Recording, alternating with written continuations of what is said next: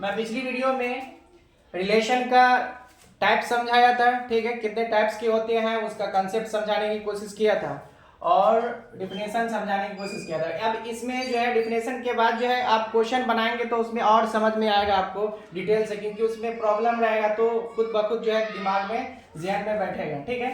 अब पहला मेरा टॉपिक है, उसमें से मैं 4 क्वेश्चन लिया हूँ, जैसे कि रिफ्लेक्सिव रिलेशन का 4 रिफ्लेक्सिव ही रिलेशन का लिया हूँ, ठीक है। उस सब रिफ्लेक्सिव ही का होगा क्वेश्चन, ताकि जो आपको समझ में आ जाए।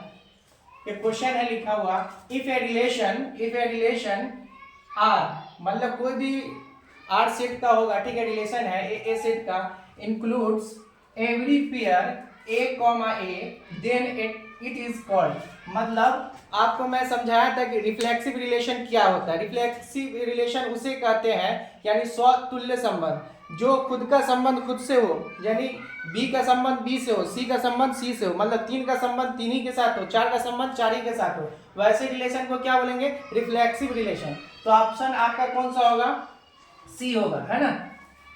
फिर है लेट ए, मान लिया कोई सेट है 1, 2, 3, इज द रिलेशन आर, मान लिया ये सेट दिया हुआ, ठीक है, उसका रिलेशन यहाँ दिया हुआ 1, ए, ठीक है, 2, 3, 3 रिफ्लेक्सिव, यानी पूछ रहा है क्या ये रिफ्लेक्सिव है?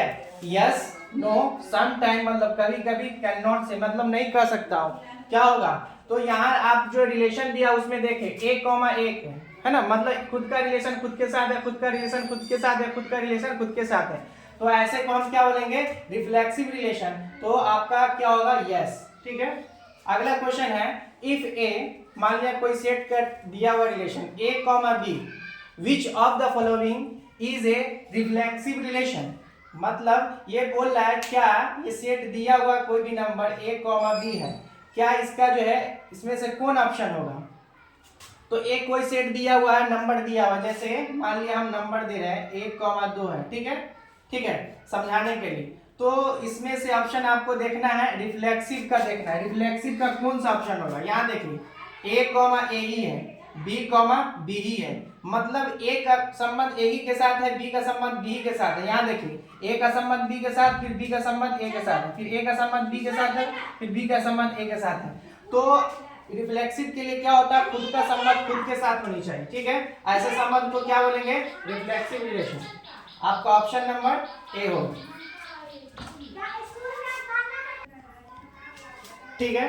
अब क्वेश्चन नंबर 4 है, विच of the flowing best describe a reflexive relation, आपका कौन सा अच्छा से जो है डिफिनेशन यहाँ डिस्क्राइब किया हुआ। ऑप्शन आप देखें, ए कॉमा बी जो है उसका रिलेशन आर है, ठीक है, रिलेशन दिया हुआ है बी कॉमा ए के साथ, रिलेशन है बिलोंग्स टू, मतलब इसका मतलब बिलोंग्स कर रहा है क्या ए कॉमा बी। आपको देखना क्या रिफ्लेक्सिव के लिए ना, रिफ्लेक्सिव के लिए क्या होनी चाहिए? खुद का संबंध खुद से होनी चाहिए। तो आप यहाँ देखें ए कॉमा बी है, बी कॉमा सी, ये भी नहीं है ना, ये भी आपका नहीं है, ये भी नहीं है।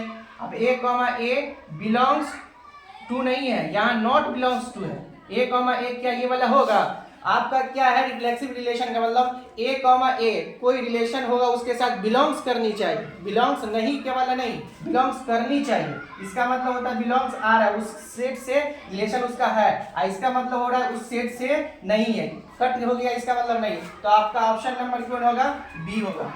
आई होप कि आपको समझ में आ गया होगा कि रिफ्लेक्सिव रिलेशन क्या होता है। आपको हम ऑब्जेक्टिव मेथड से आपको समझाने की कोशिश किया, पिछला वीडियो में मैं आपको डिफिनेशन समझाने की कोशिश किया हो, अब ऑब्जेक्टिव से आपको समझ में आ गया होगा कि रिफ्लेक्सिव रिलेशन क्या होता है। फिर नेक्स्ट वीडियो में मैं आपको सिमेट्रिक रिलेशन आपको समझाने की कोशिश करूंगा।